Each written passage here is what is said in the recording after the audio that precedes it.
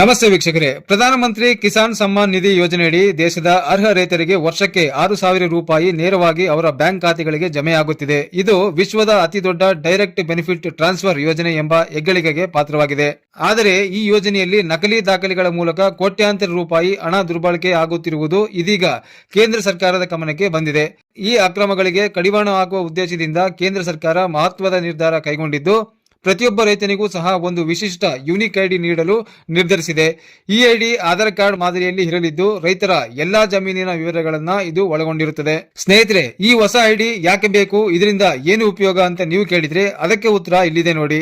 ಪ್ರಧಾನಮಂತ್ರಿ ಕಿಸಾನ್ ಸಮ್ಮಾನ್ ನಿಧಿ ಯೋಜನೆಯ 7ನೇ ಕಂತಿನಿಂದ 21ನೇ ಕಂತಿನ ಅವಧಿಯಲ್ಲಿ ಬರೋಬ್ಬರಿ 11.38 ಲಕ್ಷ ನಕಲಿ ಖಾತೆಗಳನ್ನು ಪತ್ತೆ ಹಚ್ಚಿ ಸ್ಥಗಿತಗೊಳಿಸಲಾಗಿದ್ದು, ಇದಷ್ಟೇ ಅಲ್ಲದೆ ಅನರ್ಹ ಫಲಾನುಭವಿಗಳಿಂದ ಇದುವರೆಗೆ ಒಟ್ಟು 416 ಕೋಟಿ ರೂಪಾಯಿ ಹಣವನ್ನ ವಾಪಸ್ ವಸೂಲಿ ಮಾಡಲಾಗಿದೆ. ಇನ್ನು ಈ ಹೊಸ ಏಕೀಕೃತ ಯೂನಿಕ್ ಐಡಿ ಜಾರಿಗೆ ಬಂದ್ರೆ ಅರ್ಹ ರೈತರಿಗೆ ಸಿಗುವ ಲಾಭಗಳ ವಿವರ ಹೀಗಿದೆ ನೋಡಿ. One nation one ID. ರೈತನು ದೇಶದ ಯಾವುದೇ ರಾಜ್ಯ ಅಥವಾ ಜಿಲ್ಲೆಯಲ್ಲಿ ಜಮೀನು ಹೊಂದಿದ್ದರೂ ಆತನಿಗೆ ಒಂದೇ ಐಡಿ ಇರುತ್ತದೆ. ಡಬಲ್ ಗೇಮ್ಗೆ ಅವಕಾಶ ಇರುವುದಿಲ್ಲ. ಬೇರೆ ಬೇರೆ ರಾಜ್ಯಗಳಲ್ಲಿ ಜಮೀನು ತೋರಿಸಿ ಎರಡೂ ಕಡೆ ಹಣ ಪಡೆಯುವ ದಂಧೆಗೆ ಸಂಪೂರ್ಣ ಕಡಿವಾಣ ಬೀಳಲಿದೆ. ಕುಟುಂಬಕ್ಕೆ ಒಂದೇ ಖಾತೆ.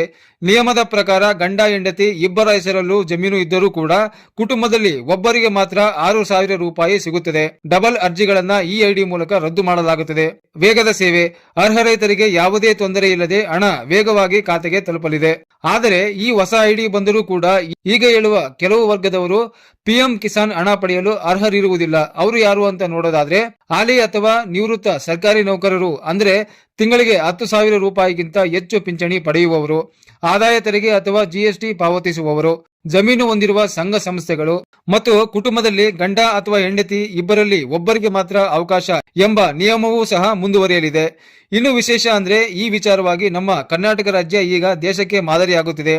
ಕರ್ನಾಟಕದಲ್ಲಿ ಈಗಾಗಲೇ ರೈತರಿಗಾಗಿ ಜಾರಿಯಲ್ಲಿರುವ ಫ್ರೂಟ್ಸ್ ಐಡಿ ವ್ಯವಸ್ಥೆಯೇ ಈ ಹೊಸ ಯೂನಿಕ್ ಐಡಿಗೆ ಮಾದರಿಯಾಗಿದ್ದು, ರಾಜ್ಯದಲ್ಲಿ ಯಶಸ್ವಿಯಾಗಿ ಕಾರ್ಯನಿರ್ವಹಿಸುತ್ತಿರುವ ಈ ವ್ಯವಸ್ಥೆಯನ್ನ ಇದೀಗ ಕೇಂದ್ರ ಸರ್ಕಾರ ದೇಶಾದ್ಯಂತ ಜಾರಿಗೆ ತರಲು ಮುಂದಾಗಿದೆ. ಸ್ನೇಹಿತರೆ, ಈ ಮಾಹಿತಿ ನಿಮಗೆ ಇಷ್ಟವಾದಲ್ಲಿ ಒಂದು ಲೈಕ್ ಅನ್ನು ಕೊಡಿ. ಇದೇ ರೀತಿ ಇನ್ನಷ್ಟು ವಿಡಿಯೋಗಳಿಗಾಗಿ ನಮ್ಮ ಚಾನೆಲ್ ಅನ್ನು ಸಬ್ಸ್ಕ್ರೈಬ್ ಮಾಡಿಕೊಳ್ಳಿ.